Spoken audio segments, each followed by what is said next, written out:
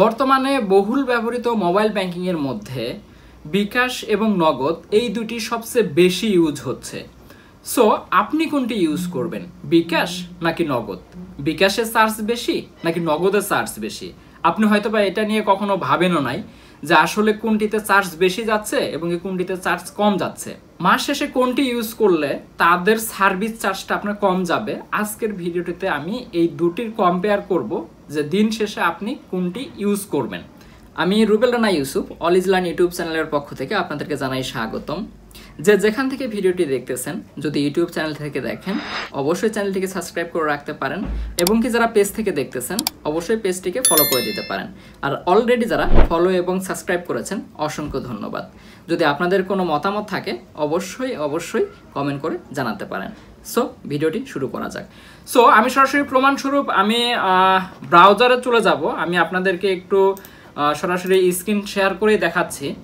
আপনারা আমার স্ক্রিনটা আশা করি দেখতে পারতেছেন। আমি যে কোনো একটা ব্রাউজারে চলে গেলাম। ব্রাউজারে যাওয়ার পরে আমি নগদ পার্সোনাল অ্যাকাউন্ট সার্চ লিস্ট 2025 লিখে সার্চ করলাম।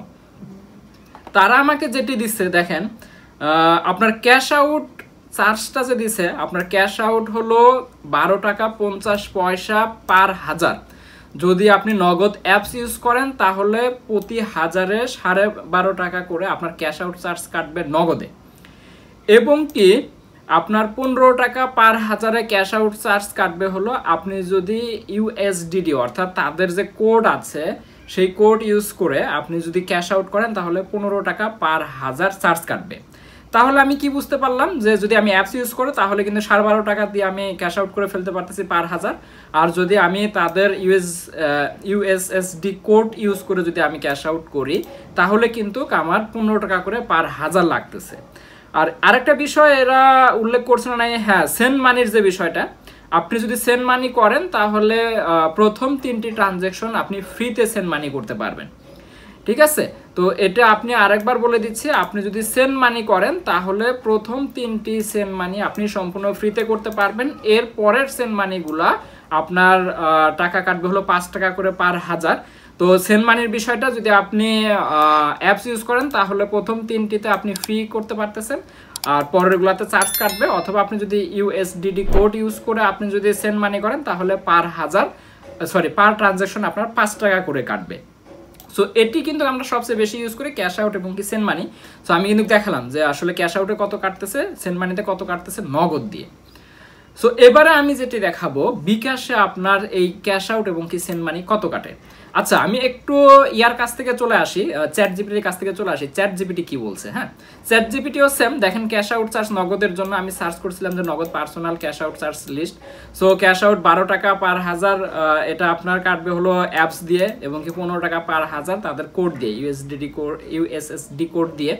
আর আরেকটা হলো সেন্ড মানি 5 টাকা করে কাটবে পার ট্রানজেকশন। এটা আপনার অ্যাপস দিয়ে হোক বা এখানে ওরা হয়তো ভুল করছে, এটা হয়তো আপডেটটা ওরা দিতে পারেনি। এটা একটা অফার চলতেছে ওদের, 3টা সেন্ড মানি ফ্রি, ঠিক আছে, অ্যাপস দিয়ে, এবং কি আপনি যদি ইউএসডিটি কোড ইউজ করেন তাহলে 5 টাকা করে পার ট্রানজেকশন কাটবে। সো আমি বিকাশের কাছে চলে যাই। বিকাশ কি বলছে, বিকাশের তাদের ওয়েবসাইটে তাদের সাইটে আমি চলে গেলাম। তো প্রথমে আমি যেটি দেখবো যে ক্যাশ আউট চার্জ, হ্যাঁ, ক্যাশ আউট ফ্রম তাদের যে কোড আছে *247# অর্থাৎ ইউএসএসডি কোড দিয়ে যদি আমি করি, ধরেন আমি 1000 টাকা দিলাম, হিসাব করলাম 1000 টাকায় কি বলছে যে 1000 টাকা ক্যাশ আউট ফ্রম এজেন্ট, আমি যদি তাদের কোড ইউজ করে করি তাহলে 18 টাকা 50 পয়সা পার হাজার। তার মানে কি নগদের থেকে কিন্তু অনেক বেশি, নগদে 15 টাকা, এখানে 18.5 টাকা, 3.5 টাকা বেশি পার হাজারে।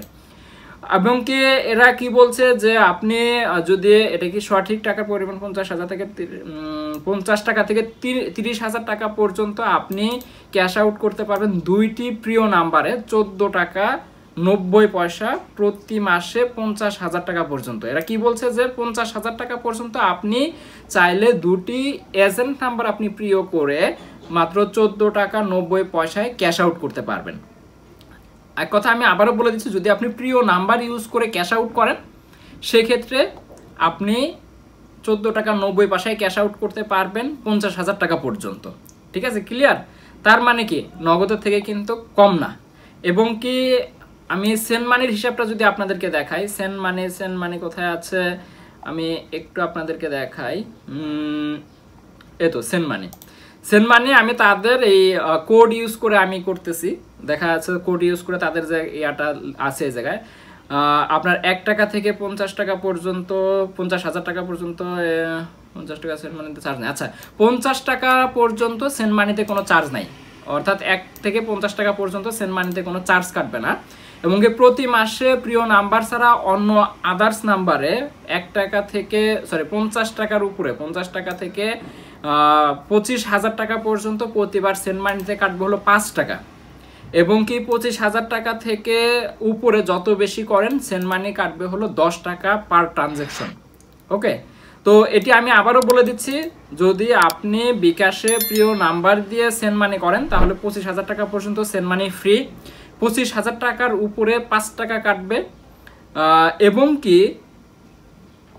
এরা যেটি বলছে প্রতি মাসে প্রিয় নাম্বার ছাড়া অন্য নাম্বারে যদি 25,000 টাকার উপরে আপনি সেন্ড মানি করেন সেক্ষেত্রে 10 টাকা পার ট্রানজ্যাকশন কাটবে। তার মানে আমি আপনাদেরকে একটু বলি, আপনি কিন্তু নগদ ইউজ করলে এর থেকে কিন্তু অনেক কম খরচে আপনি ক্যাশ আউটও করতে পারতেছেন, সেন্ড মানিও করতে পারতেছেন। সেন্ড মানির বিষয়টা এখানে দেখুন, এরা কিন্তু 5 টাকা পার ট্রানজ্যাকশন নিচে 25,000 টাকা পর্যন্ত, এর উপরে যাই যাক আপনার কাছ থেকে কিন্তু 10 টাকা পার ট্রানজ্যাকশন নেবে। সো এটি কিন্তু লস আমাদের। এবং ক্যাশ আউট চার্জও দেখুন, ক্যাশ আউট চার্জও কিন্তু তারা 18 টাকা করে নিচ্ছে, 18 টাকা 50 পয়সা করে নিচ্ছে বিকাশ, নগদ নিচ্ছে হলো 15 টাকা সর্বোচ্চ যেটা। সো দিন শেষে কিন্তু আপনি যদি নগদ ইউজ করেন দেখবেন যে আপনি যদি 1 লাখ টাকা ট্রানজ্যাকশন করেন প্রায় 300 টাকার মতন কম বেশি হয়ে যাচ্ছে, 350 টাকার মতন। সো এখন সিদ্ধান্ত আপনার যে আসলে আপনি কিসে ট্রানজ্যাকশন করবেন। আমি অল টাইম বিকাশ এবং নগদ যদি আমার কাছে অপশন থাকে আমি অল টাইম নগদটাই ইউজ করি। আমি ডিমোটিভেট করতেছি না, বাট বর্তমানে বিকাশ কিন্তু যদিও তারা সব জায়গাতে আছে, নগদও কিন্তু সব জায়গাতে আছে, কিন্তু বিকাশ যে পরিমাণ টাকা আমাদের কাছে হাতিয়ে নিচ্ছে এটা কিন্তু আসলে কি বলবো, চাইলে কিন্তু তারা এর থেকেও আরো অনেক কমে কিন্তু এই সার্ভিসগুলো দিতে পারতো। জানি না তারা কিভাবে বিজনেস করতেছে, বাট সবচেয়ে বেশি ইউজ হচ্ছে বিকাশ, কিন্তু বিকাশ কিন্তু সবচেয়ে বেশি ক্যাশ আউট চার্জ বা আমরা ক্যাশ আউট চার্জ বা আমরা যে সার্ভিস চার্জটা বিকাশকে সবচেয়ে বেশি দিচ্ছি, চাইলে আমরা নগদ ইউজ করতে পারতাম। সো আমি কিন্তু বিকাশ এবং নগদ দুটি অপশন থাকলে নগদটাই বেছে নেই।